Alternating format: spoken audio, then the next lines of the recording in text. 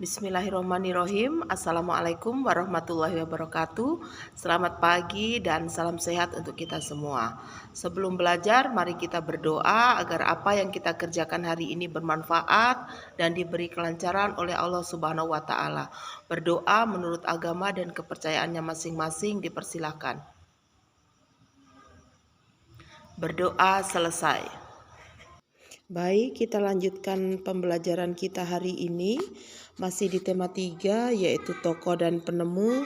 Subtema 3, ayo menjadi penemu. Di subtema 3 ini yang pertama ada muatan bahasa Indonesia KD 3.2 dan 4.2, yaitu kata-kata baku dalam sebuah teks eksplanasi. Ayo kita mengingat kembali apa itu teks eksplanasi. Teks eksplanasi merupakan teks yang berisi tentang informasi suatu hal atau fenomena yang terjadi di masyarakat. Teks eksplanasi disusun menggunakan kalimat efektif. Apa itu kalimat efektif? Ya, kalimat efektif adalah kalimat yang terdiri atas susunan kata yang sistematis dan menggunakan kata-kata baku. Kata-kata baku merupakan kata-kata yang penulisannya telah sesuai dengan Pedoman Ejaan Bahasa Indonesia atau PUEBI. Kata-kata tidak baku adalah kata yang penulisannya tidak sesuai dengan PUEBI. Kata-kata baku digunakan pada acara-acara resmi dan penulisan karya ilmiah. Sedangkan kata-kata tidak baku biasanya digunakan dalam percakapan sehari-hari. Selanjutnya ada muatan IPS KD 3.2 dan 4.2, yaitu peran teknologi dalam perubahan masyarakat di bidang ekonomi. Teknologi mempunyai peran penting dalam perubahan masyarakat. Kemajuan teknologi membawa perubahan pada berbagai bidang kehidupan. Salah satunya adalah perubahan dalam bidang ekonomi. Saat ini kegiatan ekonomi yaitu seperti produksi dan distribusi sudah menggunakan teknologi yang maju. Penggunaan teknologi memudahkan manusia dalam melakukan kegiatan ekonomi sehingga kebutuhan dapat terpenuhi dengan cepat. Peran teknologi dalam perubahan masyarakat adalah sebagai berikut. Yang pertama ada peran teknologi dalam kegiatan produksi. Sebelum adanya teknologi, masyarakat melakukan kegiatan produksi secara tradisional atau manual. Petani memanfaatkan tenaga kerbau atau menggunakan cangkul untuk membajak sawah. Setelah panen, padi ditumbuk menggunakan alu atau lesung. Kegiatan ini membutuhkan tenaga yang lebih besar dan waktu lebih lama, sehingga pemenuhan kebutuhan memerlukan waktu yang lama. Saat ini, sebagian besar petani sudah menggunakan teknologi dalam bertani. Petani menggunakan traktor untuk menggarap sawah. Mereka juga menggunakan mesin penggiling untuk mengolah padi menjadi beras. Teknologi tersebut memudahkan kegiatan produksi pada petani. Pekerjaan petani pun menjadi lebih ringan dan cepat selesai. Teknologi mengubah cara yang selama ini dilakukan oleh para petani. Sebelum adanya teknologi, petani bekerja sama untuk membajak sawah. Masa panen diputuskan melalui musyawarah. Sementara semenjak ada teknologi, budaya kerjasama dan musyawarah mulai menghilang. Petani dapat membajak sawah sendiri menggunakan traktor. Sedangkan yang kedua ada peran teknologi dalam kegiatan distribusi. Kemajuan teknologi juga berperan besar dalam kegiatan distribusi atau penyebaran hasil produksi. Salah satunya adalah berkat kemajuan teknologi transportasi. Kegiatan produksi seperti pertanian dan industri biasanya berada di luar perkotaan. Hasil produksi pun sering kali hanya dapat dinikmati oleh warga sekitarnya. Namun, warga di wilayah lain membutuhkan waktu yang lama untuk dapat menikmati hasil produksi tersebut. Hal ini disebabkan karena pengangkutan hasil produksi masih terbatas hanya menggunakan alat transportasi sederhana seperti pedati, becak, atau sepeda. Keadaan ini menyebabkan barang menjadi langka. Kebutuhan masyarakat tidak semuanya dapat kita penuhi. Setelah sarana transportasi berkembang pesat, para produsen dapat menyalurkan hasil produksi ke berbagai wilayah.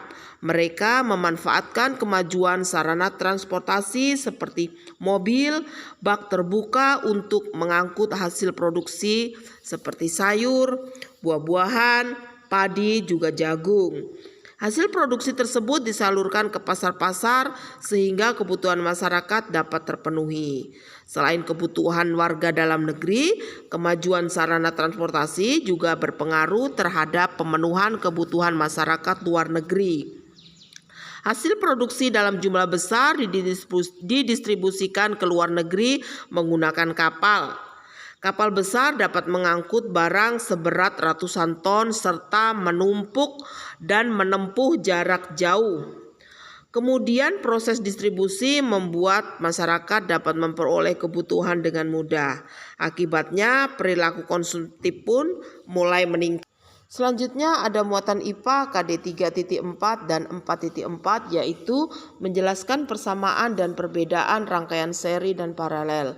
Kamu sudah membuat rangkaian listrik secara seri dan paralel pada pembelajaran sebelumnya.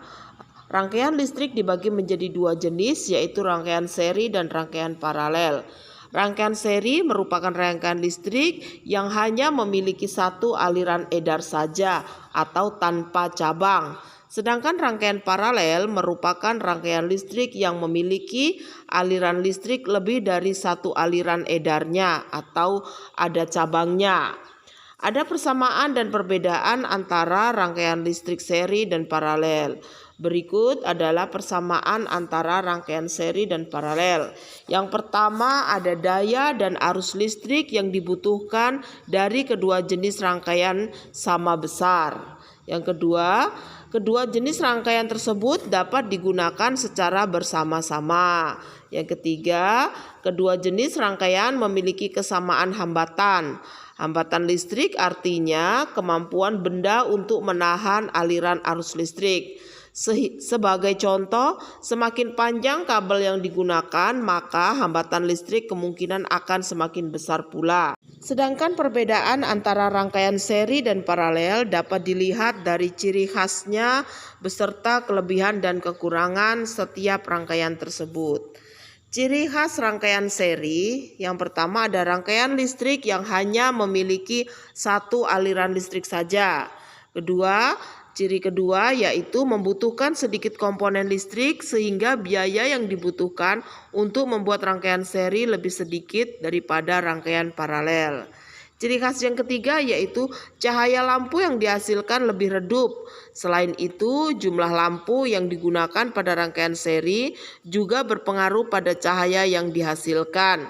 Maka semakin banyak lampu digunakan berarti cahaya lampu yang dihasilkan juga semakin redup.